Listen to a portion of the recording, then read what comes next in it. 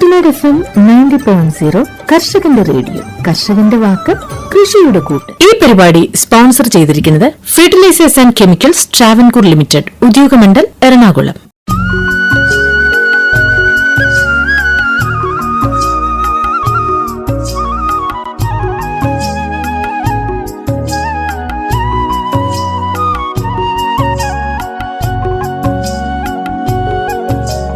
എന്താണ് PM Pranam scheme?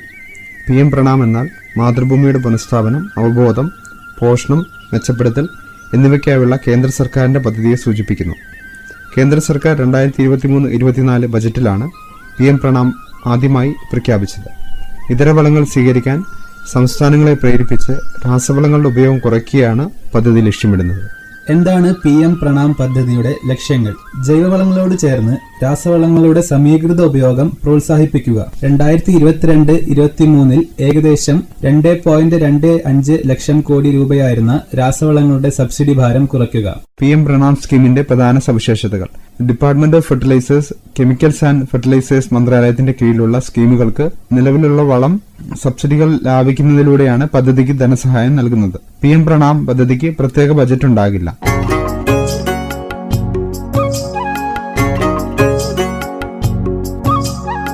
PM pranam പദ്ധതിയുടെ subsidy സേവിങ്ങുകളും ഗ്രാന്റുകളും. Subsidy സമ്പാദ്യത്തിന്റെ 50% കേന്ദ്രം സംസ്ഥാനങ്ങൾക്ക് ഗ്രാന്റായി നൽകും. ഗ്രാന്റിന്റെ 70% വിവിധ തലങ്ങളിലുള്ള ബദൽ വളങ്ങളും ഉൽപാദന യൂണിറ്റുകളും സാങ്കേതികമായി സ്വീകരിക്കുന്നതുമായി ബന്ധപ്പെട്ട ആസ്തികൾ സൃഷ്ടിക്കാൻ ഉപയോഗിക്കാം. ശേഷിക്കുന്ന 30% കർഷകർ, പഞ്ചായത്തുകൾ, വളം കുറയ്ക്കൽ, ബോധവൽക്കരണം എന്നിവയിൽ ഏർപ്പെട്ടിരിക്കുന്ന മറ്റ് പങ്കാളികൾക്ക് പ്രതിഫലം നൽകാനും പ്രോത്സാഹിപ്പിക്കാനും ഉപയോഗിക്കാം.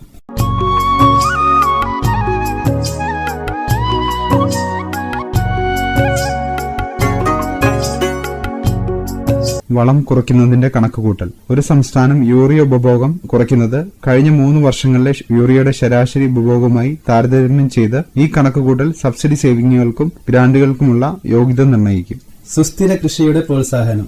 ജൈവവളങ്ങളുടെ ഉപയോഗം പ്രോത്സാഹിപ്പിക്കുന്നത് സുസ്ഥിര കാർഷിക രീതികളെ പ്രോത്സാഹിപ്പിക്കും. ഇത് മണ്ണിന്റെ ഫലഭൂയിഷ്ഠിത വർദ്ധിപ്പിക്കുകയും പരിസ്ഥിതി മലിനീകരണം കുറയ്ക്കുകയും ദീർഘകാല കാർഷിക ഉൽപാദനക്ഷമതയെ പിന്തുണയ്ക്കുകയും ചെയ്യും. ഈ പരിപാടി നിങ്ങൾക്കായി അവതരിപ്പിക്കുന്നത് FACT ഉദ്യോഗമണ്ഡൽ, എറണാകുളം.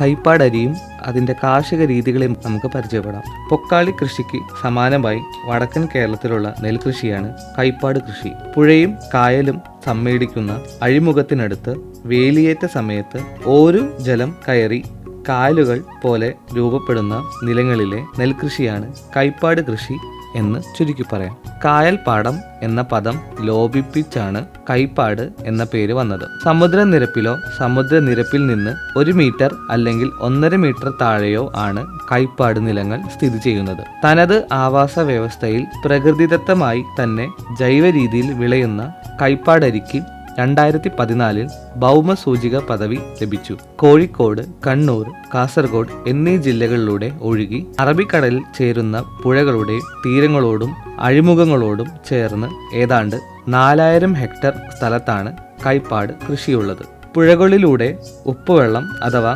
ഓരുജലം കയറിയിറങ്ങുന്ന കൈപ്പാട് നിലങ്ങൾ ജൈവസമൃദ്ധിയാൽ സമ്പന്നമാണ്. കോഴിക്കോട് ജില്ലയിൽ ചാലിയാർ, കല്ലായിപ്പുഴ, കോരപ്പുഴ, പുന്തൂർ പുഴ, ഇരവഞ്ചിപ്പുഴ എന്നിവയുടെ തീരങ്ങളോട് ചേർന്ന് കൊയിലാണ്ടി, ചെങ്കോട്ടുകാവ്, ചെമ്മഞ്ചേരി, ഉള്ളേരി, മണിയൂർ, ചെരുവണ്ണൂർ, മേപ്പയൂർ എന്നീ പഞ്ചായത്തുകളിലായി ഏതാണ്ട് 500 ഹെക്ടർ സ്ഥലത്ത് കൈപ്പാട് കൃഷിയുണ്ട്. കൈപ്പാട് നിലങ്ങൾ മുഖ്യമായുള്ളത് കണ്ണൂർ ജില്ലയിലാണ്, ഏതാണ്ട് 3400 ഹെക്ടർ സ്ഥലത്ത്. ഇവിടെ വളപ്പട്ടണം, കുപ്പം എന്നീ പുഴകളുടെ തീരത്തായി ഏഴോം, പട്ടുവം, കണ്ണപുരം, ചെറുകുന്ന്, പുഴാതി, ചേലോറ, നാറാത്ത്, കൊളച്ചേരി, ചിറക്കൽ, മുണ്ടേരി, എളയാവൂർ, കുറ്റിയാട്ടൂർ, മയിൽ, പിണറായി, എരനോലി, ചൊക്ലി എന്നീ പഞ്ചായത്തുകളിലാണ് മുഖ്യമായും കൈപ്പാട് കൃഷിയുള്ളത്. കാസർഗോഡ് ജില്ലയിൽ ചന്ദ്രഗിരിപ്പുഴയോട് ചേർന്ന് മംഗൽപാടി, മഞ്ചേശ്വരം, കുമ്പള, മോഗ്രാൽ പുത്തൂർ, ഉദുമ, പള്ളിക്കര, പുല്ലൂർ ചെരിയ, കാഞ്ഞങ്ങാട്, ചെറുവത്തൂർ, പീലിക്കോട്, പടന, വലിയ പറമ്പ, തൃക്കരിപ്പൂർ, എന്നീ പഞ്ചായത്തുകളിലായി ഏതാണ്ട് 200 ഹെക്ടറിൽ താഴെയാണ് കൈപ്പാട് കൃഷിയുടെ വിസ്തൃതി. ഫ്രാൻസിസ് ബുക്കാനൻ എന്ന സ്കോട്ടിഷ് ഭിഷങ്കുരൻ ഈസ്റ്റ് ഇന്ത്യ കമ്പനിക്ക് വേണ്ടി പഴയ മൈസൂർ, കാനറ, മലബാർ എന്നീ പ്രദേശങ്ങളിലൂടെ യാത്ര ചെയ്ത് രചിച്ച് 1807 പ്രസിദ്ധീകരിച്ച വിഖ്യാതമായ പുസ്തകത്തിൽ മലബാറിന്റെ കൈപ്പാട് കൃഷിയെപ്പറ്റി പ്രതിപാദിക്കുന്നുണ്ട്. കായൽ കണ്ടങ്ങളിൽ കുട്ടാടൻ വിത്ത് ഉപയോഗിച്ച് ചെയ്യുന്ന കൈപ്പാട് കൃഷിയെപ്പറ്റിയാണ് ബുക്കാനൻ തൻ്റെ പുസ്തകത്തിൽ എഴുതിയിരിക്കുന്നത്. കൈപ്പാട് നിലങ്ങളിൽ ലവണാംശം കുറഞ്ഞ സമയത്ത്, അതായത് മഴക്കാലത്ത് നെൽകൃഷി ചെയ്യുന്നത്. ഒക്ടോബർ-നവംബർ മാസങ്ങളിൽ നെല്ലിൻ്റെ കൊയ്ത്ത് കഴിയുമ്പോൾ മത്സ്യകൃഷി തുടങ്ങും. ഇത് ഏപ്രിൽ പകുതി വരെ നീളും. ഈ സമയത്ത് വയലിൽ ലവണാംശം കൂടുതലായിരിക്കും. കൈപ്പാട് നിലങ്ങളിൽ nitrogen, phosphorus, potassium, calcium, magnesium, ഇരുമ്പ്, മാംഗനീസ് എന്നിവയുടെ ലഭ്യത കൂടുതലാണ്. എന്നാൽ സിങ്ക്, ചെമ്പ് എന്നിവ താരതമ്യേന കുറവായിരിക്കും. പ്രകൃതത്താൽ തന്നെയുള്ള ജൈവ നെൽകൃഷിയുടെ ഉത്തമ ഉദാഹരണമാണ് കൈപ്പാട് കൃഷി. മലമുകളിൽ നിന്ന് പുഴകളിലൂടെ ഒലിച്ചെത്തുന്ന ജൈവാവശിഷ്ടങ്ങളും വയലിലെ വൈക്കോലിന്റെ ബാക്കിയും ദേശാടന കിളികളുടെയും വിസർജ്യങ്ങളും കൈപ്പാട് നിലങ്ങളെ ജൈവസമ്പുഷ്ടമാക്കുന്നു. കൈപ്പാട് നിലങ്ങൾക്ക് ചുറ്റിനും വളരുന്ന കണ്ടൽക്കാടുകൾ ദേശാടന കിളികളുടെ ഇഷ്ടതാവളമാണ്. കൈപ്പാട് നിലങ്ങളിൽ ഇര തേടുന്ന പക്ഷികളുടെ വിസർജ്യങ്ങളും കൈപ്പാട് മണ്ണിൽ ചേരുന്നു. ആവാസ വ്യവസ്ഥയ്ക്ക് ഒട്ടും കോട്ടം വരാത്ത വിധം പരമ്പരാഗത കർഷകർ അനുഭവ സമ്പത്തിലൂടെ വികസിപ്പിച്ചെടുത്ത തനത് കൃഷി രീതികളിലൂടെയാണ് കൈപ്പാട് കൃഷി ഇന്ന് നിലനിൽക്കുന്നത്. ആധുനിക കൃഷിമുറകൾക്ക് ഒന്നും ഇവിടേക്ക് കടന്നു വന്നിട്ടില്ല. പരമ്പരാഗത അറിവുകളും കാലാവസ്ഥയ്ക്കും മണ്ണിനും അനുയോജ്യമായ കൃഷിമുറകളും നാടൻ ഇനങ്ങളും മാത്രമാണ് ഈ കൃഷിയെ നയിക്കുന്നത്. വിഷുവിന് ശേഷമാണ് കൈപ്പാട് നിലങ്ങളിൽ നെൽകൃഷി തുടങ്ങുന്നത്. ഉപ്പുവെള്ളം കയറാതിരിക്കാൻ വയലുകൾക്ക് ചുറ്റും പുതിയ ബണ്ടുകൾ ഉണ്ടാക്കുകയോ പഴയ ബണ്ടുകൾ ഉണ്ടെങ്കിൽ അവയെ ബലപ്പെടുത്തുകയോ ചെയ്യും. കായലിലെ ചെളിയും ഉണങ്ങിയ പോട്ടുപുല്ലും പാറപ്പുല്ലും മച്ചിൻ തോല് എന്നറിയപ്പെടുന്ന ചെടികളുടെ ഇലകളും തെങ്ങിൻ പട്ടകളും കവുങ്ങിൻ വാരിയും ഉപയോഗിച്ചാണ് ബണ്ട് നിർമ്മിക്കുന്നത്. ബണ്ടുകളിൽ ദ്വാരങ്ങൾ ഉണ്ടെങ്കിലും അവയെല്ലാം അടയ്ക്കുകയും ചെയ്യുന്നു. വേലിയേറ്റത്തിലും വേലിയിറക്കത്തിലും വെള്ളം നിയന്ത്രിക്കാനായി ബണ്ടുകളിൽ മഞ്ച നിർമ്മിക്കും. പിന്നീട് വയലുകളിലെ വെള്ളം പൂർണ്ണമായി വറ്റിച്ച് സൂര്യന്റെ ചൂടിൽ നിലം ഉണക്കാനിടും. കെട്ടിക്കാച്ചുക എന്നാണ് പഴമക്കാർ ഇതിനെ പറയുക. ഉണങ്ങിയ വയലുകളിലെ മണ്ണ് ഏതാണ്ട് മെയ് പകുതിയോടെ കൂനകളാക്കും. മൂട കൂട്ടുക എന്ന് കൈപ്പാടിന്റെ ഗ്രാമഭാഷ. ഈ കൂനകൾക്ക് ഏതാണ്ട് 45 സെന്റിമീറ്റർ വ്യാസവും 60 സെന്റിമീറ്റർ ഉയരവും ഉണ്ടാകും. ജൂൺ ആദ്യ നാളുകളിൽ വന്നെത്തുന്ന കാലവർഷത്തിൽ കൂനുകളുടെ ഉപ്പ് വെള്ളത്തിൽ ലയിച്ച് താഴോട്ട് ഇറങ്ങും. അങ്ങനെ പ്രകൃതി തന്നെ മഴയിലൂടെ ഉപ്പ് കഴുകിക്കളഞ്ഞ് കുഞ്ഞു നെൽച്ചെടിക്ക് വേണ്ട നഴ്സറി ഒരുക്കുന്നു. ഈ കൂനകളിലാണ് മുളപ്പിച്ച വിത്തുപാകി ഞാറ്റടി തയ്യാറാക്കുന്നത്. കൂനകൾക്ക് താഴെയുള്ള വെള്ളത്തിൽ അപ്പോഴും ലവണാംശം ഉണ്ടാകും. നഴ്സറി തയ്യാറാക്കാനായി കൈപ്പാടിനങ്ങളുടെ വിത്ത് 24 മണിക്കൂർ വെള്ളത്തിൽ കുതിർത്ത് പിന്നീട് ഓല കൊണ്ട് മെടഞ്ഞ് കുട്ടകളിലോ ചണച്ചാക്കുകളിലോ വാരി നിറച്ച് കെട്ടിവെക്കും. അല്ലെങ്കിൽ നിലത്ത് കൂട്ടി വാഴയില കൊണ്ട് മൂടി വെക്കും. 2-3 ദിവസങ്ങൾക്കുള്ളിൽ വിത്ത് മുളയ്ക്കും. ഇങ്ങനെ മുളപ്പിച്ച വിത്തുകൾ കൂനകളിൽ വിതയ്ക്കും. കൂനകളുടെ മുകൾ ഭാഗം ചെറുതായി കുത്തിയിളക്കി വിതച്ച വിത്തുകൾ ചെളി ഉപയോഗിച്ച് മൂടും. ലവണാംശം കൂടുതലുള്ള പ്രദേശങ്ങളിലാണ് കൂനുകളെടുത്ത് വിത്ത് വിതയ്ക്കുന്നത്. ലവണാംശം കുറഞ്ഞ പാടങ്ങളിൽ മുളപ്പിച്ച വിത്ത് വയലിൽ നേരെ വിതയ്ക്കുന്ന രീതിയിലുണ്ട്. 1 ഹെക്ടർ സ്ഥലത്തെ കൃഷിക്ക് 100 കിലോഗ്രാം വിത്ത് വേണം.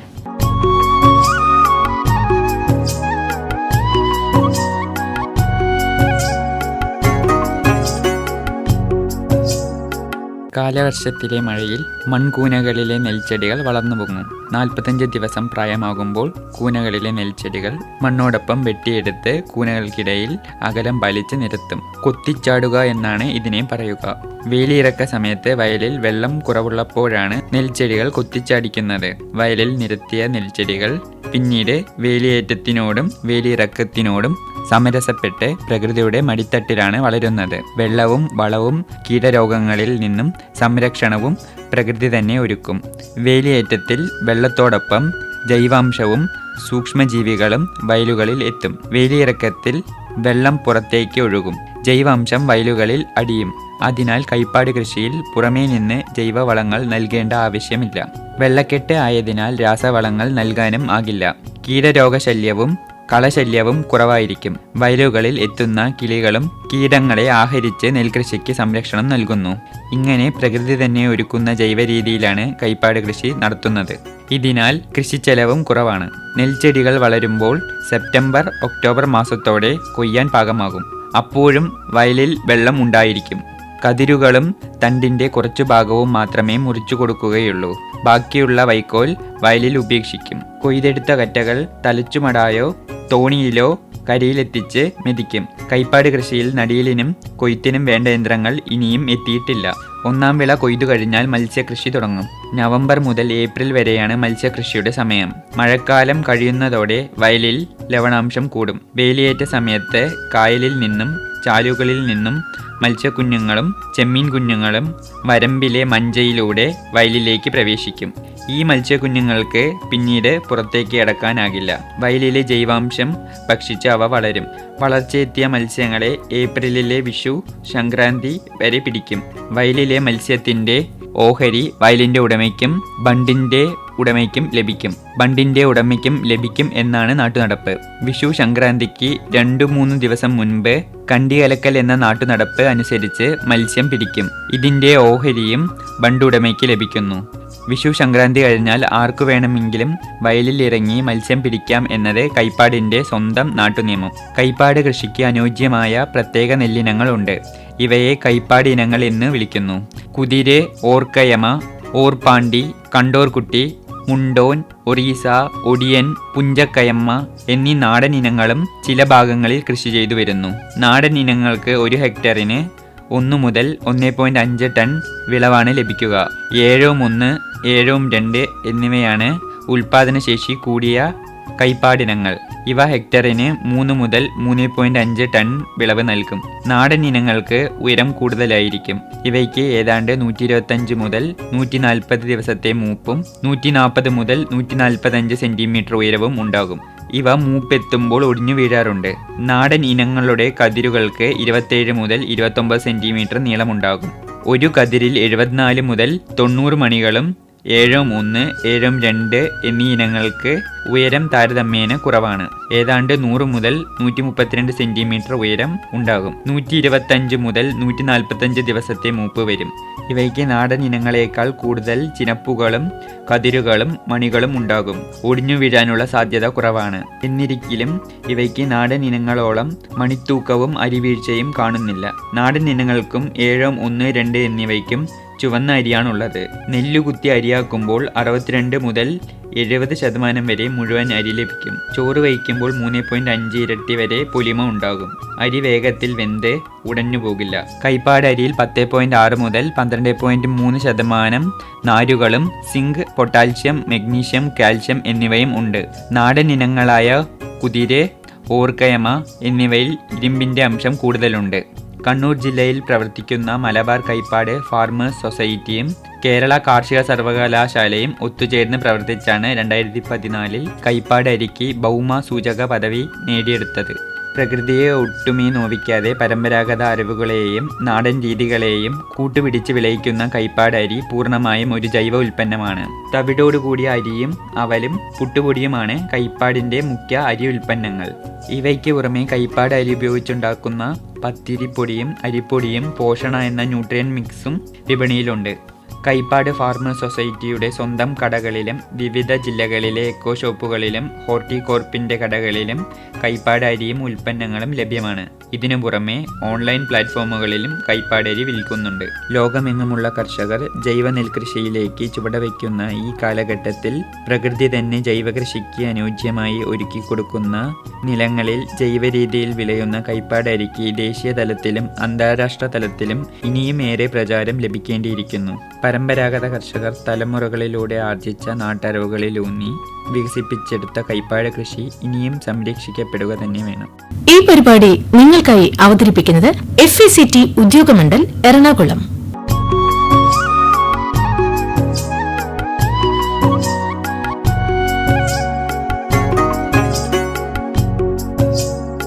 അടുത്തതായി കൃഷിയുടെ സമയക്രമങ്ങളും ഞാറ്റുവേലയും കുറിച്ച് നമുക്ക് പരിചയപ്പെടാം. നമ്മുടെ പൂർവികർ മണ്ണിനോട് വളരെയധികം സഹിഷ്ണുത പുലർത്തിയിട്ടവരായിരുന്നു. അന്നം തരുന്ന മണ്ണിനെ പൊന്നുപോലെ സംരക്ഷിച്ചിരുന്ന അവർക്ക് മണ്ണിന്റെ ചെറിയ വ്യതിയാനങ്ങൾ പോലും മനസ്സിലാക്കുവാൻ കഴിഞ്ഞിരുന്നു. കാർഷിക വൃത്തിയിലുള്ള കൈത്തഴക്കം കൊണ്ട് മണ്ണിന്റെയും കാലാവസ്ഥയുടെ മാറ്റങ്ങൾ യാതൊരു യന്ത്ര സംവിധാനങ്ങളുമില്ലാതെ അവർ മനസ്സിലാക്കിയിരുന്നു. കൃഷി സംബന്ധിയായ കാര്യങ്ങൾക്ക് മലയാള മാസം അടിസ്ഥാനപ്പെടുത്തിയാണ് സമയവും ദിവസവും നിശ്ചയിക്കുന്നത്. മലയാള മാസം അടിസ്ഥാനപ്പെടുത്തിയുള്ള ഞാറ്റുവേല കലണ്ടർ ഇപ്പോഴും കർഷകർ ഉപയോഗിക്കുന്നുണ്ട്. ചിങ്ങമാസം 1-ാം തീയതി മലയാളികൾ കാർഷിക ദിനമായിട്ടാണ് ആചരിക്കുന്നത്. മഴയുടെ ലക്ഷണം നോക്കുന്നത് മലയാള മാസത്തിന്റെ അടിസ്ഥാനത്തിലാണ്. ധനുമാസത്തിലെ പൂരാടം ഞാറ്റുവേല തുടങ്ങിയാൽ ആ ഞാറ്റുവേല കഴിയുന്നത് വരെയുള്ള സമയത്തെ 13 ഭാഗങ്ങളായി തിരിച്ച് അതിൽ ആദ്യത്തെ ഭാഗം മുതൽ എത്രാമത്തെ ഭാഗത്തിലാണോ മഴക്കാർ ഉണ്ടാകുന്നത്, തിരുവാതിര ഞാറ്റുവേല മുതൽ ആ ഞാറ്റുവേലകളിൽ മഴയുണ്ടാകുമെന്നും ഏതു ഭാഗത്തിലാണോ മഴക്കാർ ഉണ്ടാകാത്തത് ആ ഞാറ്റുവേലയിൽ മഴ ഉണ്ടാകില്ലെന്നും അനുമാനിക്കുന്നു. മഴക്കാറിന്റെ അളവനുസരിച്ച് മഴയുടെ അളവിലും വ്യത്യാസമുണ്ടാകും. ഞാറ്റുവേലകളിൽ കാണപ്പെടുന്ന മഴക്കാറ് നോക്കിയാണ് മഴയുടെ വരവും അളവും നിശ്ചയിക്കുന്നത്. പണ്ടുകാലങ്ങളിൽ കൊയ്ത്തിനിറങ്ങുന്നതിനും പത്തായത്തിൽ നെല്ല് നിറയ്ക്കുന്നതിനും ശുഭസമയം നോക്കിയിരുന്നു. ഇപ്പോഴും ചില പ്രദേശങ്ങളിൽ ജ്യോതിഷം അനുസരിച്ചുള്ള സമയങ്ങൾ കാർഷിക വൃത്തിയിൽ ഉപയോഗിക്കുന്നുണ്ട്. ഭരണി, രോഹിണി, തിരുവാതിര, മകം, അത്തം, തിരുവോണം എന്നീ നാളുകളിലും ഇടവം, ചിങ്ങം, വൃശ്ചികം, കുംഭം എന്നീ രാശികളിലുമാണ് പത്തായത്തിൽ നെല്ല് നിറയ്ക്കേണ്ടതെന്ന് ജ്യോതിഷം നിഷ്കർഷിക്കുന്നു. അതുപോലെ ശനിരാശിയും ശനിവാരവും നെല്ല് പത്തായത്തിൽ നിന്നെടുക്കുന്നതിന് ഉത്തമമാണെന്ന് കരുതുന്നു. ഇങ്ങനെ പുതിയ പശുവിനെയും വാങ്ങുന്നതിനും സമയമുണ്ട്. ഇടവം, കുംഭം, മീനം എന്നീ രാശികളും അശ്വതി, ഭരണി, കാർത്തിക, പൂയം, അത്തം, ചോതി, അനിഴം, തൃക്കേട്ട, ഉത്രാടം, ചതയം, ഉത്രട്ടാതി, രേവതി എന്നീ നാളുകളും പശുക്കളെ വാങ്ങുന്നതിന് ഉത്തമമാണ്. കൃഷി നല്ല ദിവസത്തിൽ തുടങ്ങുക എന്നത് ഇന്നും പതിവാണ്. ഓരോ വിളകളും നടുന്നതിന് ഉത്തമമായതും അല്ലാത്തതുമായ ദിവസങ്ങളും നാളുകളുമുണ്ട്. ശനിയാഴ്ച മൂലപ്രധാന വസ്തുവായ കിഴങ്ങ് നടരുത്. ചൊവ്വ മധ്യമമാണ്. ബാക്കി ദിവസങ്ങൾ നല്ലതാണ്. അതുപോലെ ചേനയും ചേമ്പും ചൊവ്വ ഒഴികെയുള്ള ദിവസങ്ങളിൽ നടാം. എള്ളിന് ഞായറും ചൊവ്വയും വെള്ളിയും നല്ലതല്ല. ശനിയാഴ്ച ഉത്തമ ദിവസമാണ്. വ്യാഴാഴ്ച മധ്യമ ഫലം നൽകുന്നു. മുതിര, പയർ, വെള്ളരി, കക്കിരി, വഴുതന, ഉഴുന്ന്, മുളക് എന്നിവ ഞായറാഴ്ചകളിൽ നടരുത്. വഴുതന ഭരണി നക്ഷത്രത്തിൽ നടുന്നതാണ് ഉത്തമമെന്ന് പറയപ്പെടുന്നു. രാശിക്കനുസരിച്ച് കിഴങ്ങുകൾക്ക് അധോമുഖരാശിയും ചേനയ്ക്ക് തിരങ്ക് മുഖരാശിയും വാഴ, തെങ്ങ്, കമുങ്ങ് തുടങ്ങിയവയ്ക്ക് ഊർധ്വമുഖരാശിയും നല്ലതാണെന്ന് കരുതുന്നു. നെല്ലിന് ഞാറ്റുവേല അനുസരിച്ചാണ് സമയം നിശ്ചയിക്കുന്നത്. പുരയിടത്തിന് വേലി കെട്ടുന്നത് ചൊവ്വാഴ്ചയും പൂരാടം, ചതയം എന്നീ നാളുകളും ഉത്തമമാണ്. കൃഷി തുടങ്ങുന്നതിനും കാളയ്ക്കുനകം വെക്കുന്നതിനും കാർത്തിക, മകയിനം, തിരുവാതിര, മകം, പൂരം, ഉത്രം, അനിഴം, തൃക്കേട്ട, മൂലം, പൂരാടം, ഉത്രാടം, ചതയം, പൂരിട്ടാതി, ഉത്രട്ടാതി, രേവതി എന്നീ നാളുകളും തിങ്കൾ, ബുധൻ, വ്യാഴം എന്നീ ദിവസങ്ങളും നല്ലതാണെന്ന് കരുതപ്പെടുന്നു. കർഷകൻ മനഃശുദ്ധിയോടെ തുടങ്ങേണ്ട ഒരു പുണ്യപ്രവൃത്തിയാണ് കൃഷിയെന്ന് പുരാണങ്ങൾ നിഷ്കർഷിക്കുന്നു. അതുപോലെ കൃഷി തുടങ്ങുന്ന ദിവസത്തിന്റെ പ്രാധാന്യത്തെയും പുരാണങ്ങൾ പരാമർശിക്കുന്നുണ്ട്. അതിനാൽ കൃഷി തുടങ്ങുന്ന ദിവസത്തിനും വിളവെടുക്കുന്ന ദിവസത്തിനും വളരെയേറെ പ്രാധാന്യമുണ്ട്. മനുഷ്യ സംബന്ധിയായ മറ്റെല്ലാ പ്രവൃത്തികളെയും പോലെ കൃഷിയുടെ ഉൽപാദനക്ഷമതയും കൃഷി ചെയ്യുന്ന കാലഘട്ടത്തെയും ഉത്തമ ദിവസങ്ങൾ സ്വാധീനിക്കുന്നുണ്ടെന്ന് കരുതാം. മറ്റെന്തിനേക്കാളും വിളകളെ സ്വാധീനിക്കുന്ന ഒന്നാണ് കാലാവസ്ഥ. വ്യക്തികളുടെ കൃഷിക്ക് കാലാവസ്ഥയുടെ സ്വാധീനം ശരിയായി മനസ്സിലാക്കേണ്ടതുണ്ട്. ഗ്രഹങ്ങളുടെ വ്യതിയാനങ്ങൾ ആണല്ലോ കാലാവസ്ഥാ ഭേദങ്ങൾക്ക് നിദാനം. എല്ലാ ജീവജാലകങ്ങളുടെയും ജീവചക്രത്തിൽ വ്യത്യസ്ത അളവിൽ ഗ്രഹങ്ങളുടെ സ്വാധീനമുണ്ടെന്നാണ് കരുതുന്നത്. സൂര്യൻ സസ്യങ്ങളുടെ വളർച്ചയെയും ചന്ദ്രൻ സസ്യങ്ങളിലെ ജലാംശത്തിന്റെ അളവിനെയും സ്വാധീനിക്കുന്നു. പ്രപഞ്ചത്തിലെ ഗ്രഹങ്ങളുടെ ഒറ്റയ്ക്കും കൂട്ടായ്മയുള്ള സ്ഥാനം സസ്യങ്ങൾക്ക് വിവിധ തരത്തിലുള്ള ഊർജം ലഭിക്കുവാൻ സഹായിക്കുന്നു. നമ്മുടെ പൂർവികർ ഞാറ്റുവേലയുമായി ബന്ധപ്പെടുത്തി കാലാവസ്ഥ കണക്കുകൂട്ടിയാണ് കൃഷിപ്പണികൾ ചെയ്തിരുന്നത്. ചന്ദ്രനെ പ്രതിഫലിക്കുന്ന സൂര്യപ്രകാശത്തിന്റെ അളവനുസരിച്ച് ചന്ദ്രന്റെ ആകൃതിയിൽ വ്യത്യാസം വരുന്നു.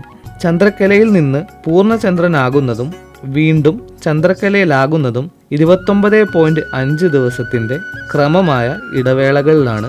ഇതിനെ വെളുത്ത പക്ഷമെന്നും കറുത്ത പക്ഷമെന്നും വിളിക്കുന്നു.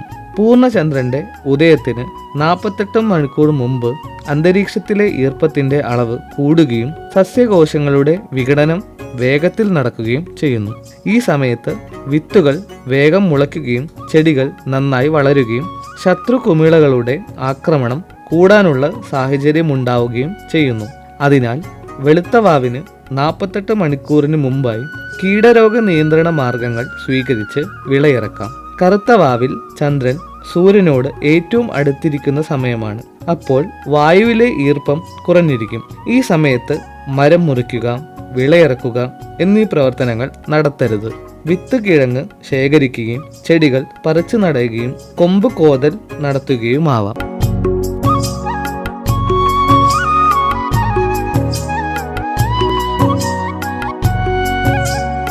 എല്ലാ 28 ദിവസം കൂടുമ്പോഴും ചന്ദ്രനും ശനിയും ഭൂമിയുടെ എതിർദിശയിൽ വരുന്നു. ഈ ദിനങ്ങൾ ഭൂമിക്ക് ഏറ്റവും കൂടുതൽ ശക്തി ലഭിക്കുന്ന സമയമാണ്. ചന്ദ്രൻ കാൽഷ്യം നൽകി സസ്യവളർച്ചയെ സഹായിക്കുമ്പോൾ ശനി സിലിക്ക വഴി വേര്, കായ് എന്നിവയുടെ വളർച്ചയെ ത്വരിതപ്പെടുത്തുന്നു. വിത്തു വിതയ്ക്കലും ഞാറുഞടിയിലും ഈ സമയത്തു നടത്താം. ചന്ദ്രൻ ഭൂമിയെ ചുറ്റുന്നത് വൃത്താകൃതിയിലല്ല. ചില ഘട്ടങ്ങളിൽ ചന്ദ്രൻ വിവിധ രാശി ചക്രങ്ങളിലൂടെ കടന്നുപോകുകയും പ്രത്യേക ശക്തി നേടുകയും ചെയ്യുന്നു. മകം രാശി മുതൽ മിഥുനം രാശി വരെ ചന്ദ്രന്റെ ഉത്തരായനവും കർക്കിടകം മുതൽ ധനു വരെ ദക്ഷിണായനവുമാണ്. ചന്ദ്രായനം ഏകദേശം 2 ആഴ്ച വീതമാണ്. 14.25 ദിവസം ഉയരുകയും 14.25 ദിവസം താഴുകയും ചെയ്യുന്ന അയന പ്രക്രിയ ചന്ദ്രൻ 225 ദിവസം കൊണ്ട് പൂർത്തിയാക്കുന്നതാണ് വെളുത്ത പക്ഷമായും കറുത്ത പക്ഷമായും അറിയപ്പെടുന്നത്. പക്ഷങ്ങളനുസരിച്ച് ചന്ദ്രന്റെ വലിപ്പം ഓരോ ദിവസവും കൂടുന്നതിനെ ആരോഹണഘട്ടമെന്നും കുറയുന്നതിനെ അവരോഹഘട്ടമെന്നും പറയുന്നു. ആരോഹണഘട്ടം വസന്തത്തിനു സമാനമാണ്. ഈ കാലയളവിൽ സസ്യങ്ങൾ തഴച്ചു വളരുന്നു. അവരോഹണഘട്ടം ശരത്കാലവുമായി ബന്ധപ്പെട്ടിരിക്കുന്നു. മണ്ണിനുള്ളിലെ പ്രക്രിയകൾ സ്വാധീനിക്കപ്പെടുന്ന ഈ സമയത്ത് വേരുകളുടെയും കീടങ്ങളുടെയും വളർച്ച ത്വരിതപ്പെടുകയും ചെയ്യുന്നു. ഞാറുഞടിയിൽ കമ്പോസ്റ്റ് നിർമ്മാണം എന്നിവ ഈ സമയത്തു നടത്താം. ഞാറ്റുവേല. കൃഷിയെ സംബന്ധിച്ചിടത്തോളം ഞാറ്റുവേല പ്രധാനമാണ്. ഭൂമി സൂര്യനെ ചുറ്റുന്ന പ്രദക്ഷിണപാതയെ 27 ഭാഗങ്ങളായി തിരിച്ച് ഓരോ ഭാഗവും ഓരോ ഞാറ്റുവേലയായി അറിയപ്പെടുന്നു. മേടം 1 മുതൽ മീനം 30 വരെ 13.5 ദിവസം നീളമുള്ള 27 ഭാഗങ്ങളായി സൂര്യന്റെ സമയത്തെ അളക്കുകയും ഈ ഓരോ ഞാറ്റുവേലയും അശ്വതി മുതൽ രേവതി വരെയുള്ള 27 നക്ഷത്രങ്ങളുടെ പേരിൽ ക്രമമായി അറിയപ്പെടാനും തുടങ്ങി. പഴയ കാലാവസ്ഥാ പ്രവചനങ്ങൾ ഞാറ്റുവേലയുമായി ബന്ധപ്പെട്ടവയാണ്. മഴ പെയ്യാൻ തുടങ്ങുന്നതും വർദ്ധിക്കുന്നതും അവസാനിക്കുന്നതും പ്രത്യേക ഞാറ്റുവേലകളിലാവുമെന്നതിനു പുറമെ ഓരോ ഞാറ്റുവേലയിലും ചെയ്യേണ്ട കൃഷിപ്പണികളും വ്യവസ്ഥ ചെയ്തിരിക്കുന്നു. വിത്തിറക്കുന്നതും കൃഷി തുടങ്ങുന്നതും ഞാറ്റുവേലയുടെ അടിസ്ഥാനത്തിലാണ്. കേരളത്തിലെ പ്രധാന കാർഷിക വിളയായ നെല്ല് അശ്വതി മുതൽ ചോതി വരെയുള്ള 15 ഞാറ്റുവേലകളിൽ പെടുന്നു. ഇത് കാലവർഷത്തിൻ്റെയും തുലാവർഷത്തിൻ്റെയും കൈപ്പിടിയിലുമാണ്. ഈ 2 വർഷങ്ങളും കനിഞ്ഞെങ്കിൽ മാത്രമേ വിരുപ്പുമുണ്ടകൻ വിജയിക്കുകയുള്ളൂ. അശ്വതി മുതൽ ചോതി വരെയുള്ള ഞാറ്റുവേലകളെ ഉൾപ്പെടുത്തി പല പഴഞ്ചൊല്ലുകളും ഉണ്ട്. അശ്വതിയിലിട്ട വിത്തും ഭരണിയിലിട്ട മാങ്ങയും കേടുവരികയില്ല. അശ്വതി ഞാറ്റുവേല കള്ളനാണ്. ഭരണി ഞാറ്റുവേല വിതയ്ക്കാൻ നല്ലതാണ്. പൊടിവിതയെ സംബന്ധിച്ച ചൊല്ലുകളാണിവ. മറ്റൊരു ചൊല്ലാണ് വിഷുവോടെ വിരിപ്പിന് വിത്തിടാം. അശ്വതിക്ക് മറ്റൊരു മുഖം കൂടെയുണ്ട്. തുടക്കത്തിൽ 1-2 മഴ പെയ്തിട്ട് മഴ മാറി നിൽക്കാറുണ്ട്. തിരുവാതിര മുറിയാതെ പെയ്യണം. 1-ാം വിളയ്ക്കുള്ള അനുകൂല സമയമാണിത്. നെല്ലിന് മഴ പെയ്താൽ പുല്ലും നെല്ല്, പൂയത്തിൽ നട്ടാൽ പുഴുക്കേട് എന്നിവ മറ്റു ചൊല്ലുകളാണ്. ഓരോ ഞാറ്റുവേലയുടെയും പുണ്യപാപങ്ങളാണ് ഈ ചൊല്ലിൽ അടങ്ങിയിരിക്കുന്നത്. ഈ ഞാറ്റുവേലയിൽ ഞാറ് നട്ടാൽ നന്നാവും എന്നാണ് പണ്ടുള്ളവരുടെ അനുഭവം. ഞാറ്റുവേല പ്രകാരം ജൂലൈ 15 ശേഷമുള്ള 1-ാം വിള തണ്ടുതുരപ്പൻ, ഗാളീച്ച എന്നിവ വർദ്ധിക്കുമെന്ന് കാണാം. ആയില്യത്തിൽ പാകാം, അക്കത്തിൽ പറിച്ചു നടാം. അതായത് മുണ്ടകന് 2-ാം വിളയ്ക്ക് മൂപ്പേറിയതും ഋതുബന്ധവുമായി PTB4, Co25 എന്നിവ കൃഷി ചെയ്യുമ്പോൾ ആയില്യം ഞാറ്റുവേലയിൽ പാകുന്നതും അത്തത്തിൽ പറിച്ചു നടുന്നതും നെല്ലും വൈക്കോലും ധാരാളം ഉണ്ടാകുന്നതിന് ഉത്തമമായിരിക്കും. പുതിയ വിത്തുകൾ അത്തം ഞാറ്റുവേലയുടെ അവസാനത്തിലും ചിത്തിരയുടെ തുടക്കത്തിലും നടുന്നതാണ് നല്ലത്. പുതിയ വിത്തുകൾ അത്തം ഞാറ്റുവേലയുടെ അവസാനത്തിലും ചിത്തിരയുടെ തുടക്കത്തിലും നടുന്നതാണ് നല്ലതെന്ന് ധ്വനിപ്പിക്കുന്ന ചൊല്ലാണിത്. പുതിയ വിത്തുകൾ അത്തം ഞാറ്റുവേലയുടെ അവസാനത്തിലും ചിത്തിരയുടെ തുടക്കത്തിലും നടുന്നതാണ് നല്ലതെന്ന് ധ്വനിപ്പിക്കുന്ന ചൊല്ലാണ് അത്തക്കട ചിത്തിരമുഖം എന്നത്. കഞ്ഞി ചിത്തിര എടുക്കുക, തുലാം ചിത്തിര വിടുക. അതായത് ചിത്തിര ഞാറ്റുവേല കഞ്ഞിയുടെ ഒടുക്കത്തിലും തുലാത്തിന്റെ ആദ്യത്തിലുമാണ്. ഇതിൽ കഞ്ഞിയിലെ ചിത്തിരയിൽ വേണം നടാൻ. തുലാ ചിത്തിര കൊള്ളില്ല. കാരണം തുലാം 1 മുതൽ പകൽ കുറയുന്നു, രാത്രി കൂടുന്നു. പകൽ കുറയുന്നതിനാൽ പ്രകാശ ദൈർഘ്യത്തിൽ വരുന്ന കുറവ് മൂലം നെൽച്ചെടികൾ നേരത്തെ മൂപ്പാകാനും വിളവ് കുറയാനും കാരണമാകുന്നു. ചോതി വർഷിച്ചാൽ ചോറ്റിന് വന്നമില്ല. ചോതി ഞാറ്റുവേല തുലാവർഷക്കാലമാണ്. ഈ സമയത്ത് മഴ കിട്ടിയാൽ മുണ്ടകൻ വിള ഉണങ്ങാതെ രക്ഷപ്പെടും. മകം മുഖത്ത് എല്ലെറിയണം. മോഡൻ നെല്ല് കൊയ്ത്തു കഴിഞ്ഞാൽ മൂപ്പേറിയ എല്ല് കൃഷി ചെയ്യാം എന്നാണ്. അത്തമുഖത്ത് എല്ലെറിഞ്ഞാൽ ഭരണിമുഖത്തെണ്ണ. ഒരിപ്പൂ നിലങ്ങളിൽ 1-ാം വിള ചെയ്തു കഴിഞ്ഞാൽ എല്ലു കൃഷി ചെയ്താലുള്ള ഫലമാണ് ചൊല്ലിൽ. കാർത്തികയിൽ കാശോളം വലിപ്പത്തിൽ വിത്ത്. ഇത് ഇഞ്ചിക്കൃഷിയുടെ വിജയരഹസ്യമാണ്. ചോതിയിൽ ചോര വേര് പൊടിയും. ചോതിയിൽ മഴ പെയ്യുന്നത് കരകൃഷിയിലെ വാഴ, തെങ്ങ് എന്നീ വിളകൾക്ക് നല്ലതാണ്. അവയ്ക്ക് ഇളം വേരുകൾ പൊട്ടും. കൃഷിയും ഞാറ്റുവേലയും തമ്മിലുള്ള ബന്ധത്തിന് ഏറെ പ്രസക്തിയുണ്ട്. കാലത്തെയും കാലാവസ്ഥയെയും വിത്തിനെയും വിതരീതിയെയും കാർഷിക മുറകളെയും കുറിച്ചുള്ള സമഗ്ര നിർദ്ദേശങ്ങൾ അവ ഉൾക്കൊള്ളുന്നു. ഈ പരിപാടി നിങ്ങൾക്കായി അവതരിപ്പിക്കുന്നത് FACT ഉദ്യോഗമണ്ഡൽ എറണാകുളം.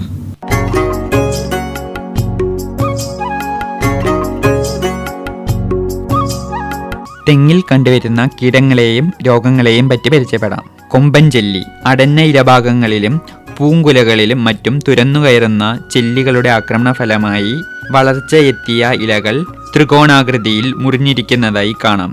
ചെല്ലിക്കോൽ ഉപയോഗിച്ച് ആക്രമണത്തിന് വിധേയമായ വൃക്ഷങ്ങളിൽ നിന്ന് ചെല്ലിയെ നശിപ്പിക്കുക. നാമ്പോലയ്ക്ക് ചുറ്റുമുള്ള ഓലക്കവിളുകളിൽ 25 ഗ്രാം സെവിഡോൾ AG അല്ലെങ്കിൽ 50 ഗ്രാം വേപ്പിൻ പിണ്ണാക്കും 200 ഗ്രാം ചരൽ മണലും ചേർന്ന മിശ്രിതം ഏപ്രിൽ, സെപ്റ്റംബർ, ഡിസംബർ മാസങ്ങളിൽ നിറച്ചു കൊടുക്കണം. ഇതിനു പകരം പാറ്റ ഗുളികകളും ഉപയോഗിക്കാം. 1 കിലോഗ്രാം ആവിണക്കിൻ പിണ്ണാക്ക് 5 ലിറ്റർ വെള്ളത്തിൽ കലക്കി പരന്ന പാത്രത്തിലാക്കി ചെല്ലികളെ ആകർഷിച്ച് നശിപ്പിക്കാം. വളക്കുഴികളിൽ 750 വെറ്റബിൾ പൗഡർ 1 ഗ്രാം 5 ലിറ്റർ വെള്ളത്തിൽ ലയിപ്പിച്ച് വർഷത്തിൽ 3 പ്രാവശ്യം തളിക്കണം. ഇതുപോലെ തടത്തിൽ മെറ്റാറൈസിയം അനിസോപ്ലിയ എന്ന മിത്രകുമിളിന്റെ സ്പൂണുകൾ ഉപയോഗിക്കുന്നത് നല്ലതാണ്. ഫിറമോൺ കെണി സ്ഥാപിച്ചും ചെല്ലികളെ നശിപ്പിക്കാം. ചെമ്പൻ ചെല്ലി. തടികളിലെ ദ്വാരങ്ങളിൽ കൂടി കട്ടികൂടിയ തവിടു നിറത്തിലുള്ള ഒരു ദ്രാവകം പുറത്തേക്ക് വരികയും നാരുകളും മറ്റും ദ്വാരങ്ങളിലൂടെ പുറത്തെത്തുകയും ചെയ്യുന്നത് ഈ കീടബാധയുടെ ലക്ഷണങ്ങളാണ്. കൃഷിഭൂമിയുടെ ശുചിത്വം പ്രധാന ഘടകമാണ്. തടിയിലെ സുഷിരങ്ങളിൽ 20 ഗ്രാം സെവിൻ 1 ലിറ്റർ വെള്ളത്തിൽ കലക്കി ടാറും ചേർത്ത് അടയ്ക്കുക. April, May, September, October, December, ജനുവരി മാസങ്ങളിൽ മണൽ കീടനാശിനി മിശ്രിതം പ്രയോഗിക്കാം. കള്ളുകെണി, ഫിറമോൺ കെണി എന്നിവയും ഫലപ്രദമാണ്.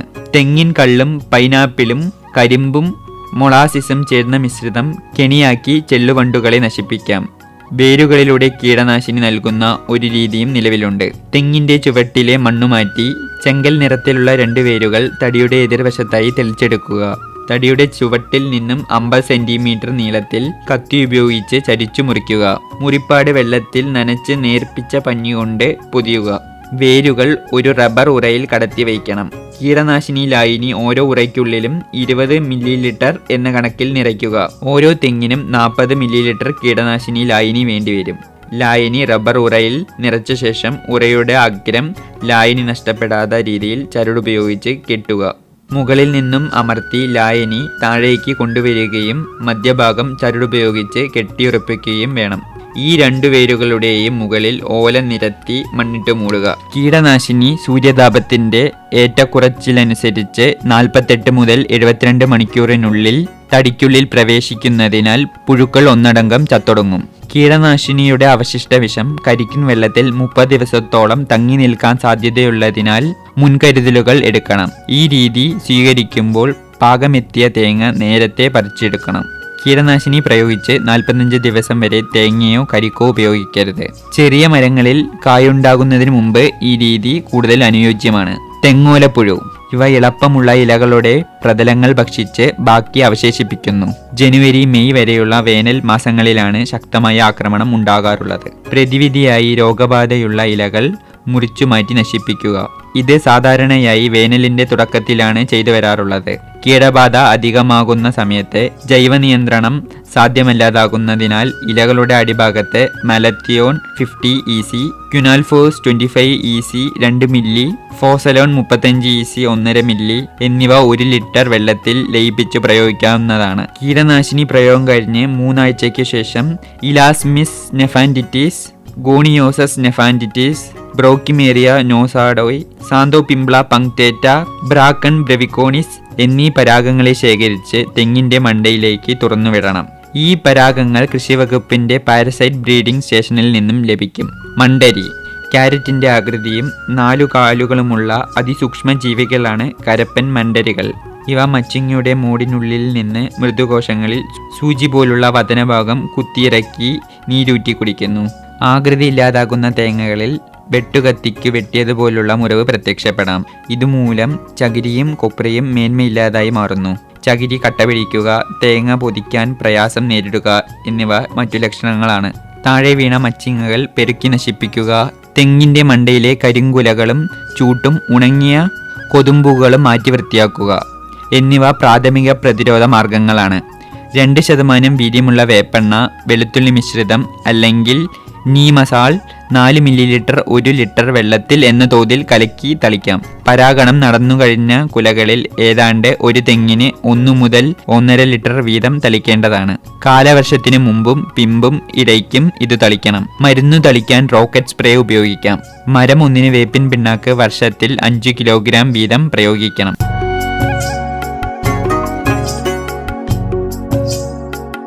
ഈ പരിപാടി നിങ്ങൾക്കായി അവതരിപ്പിച്ചത് FACT ഉദ്യോഗമണ്ഡൽ എറണാകുളം. വീണ്ടും അടുത്തയാഴ്ച ഇതേ സമയം. എല്ലാവർക്കും നമസ്കാരം.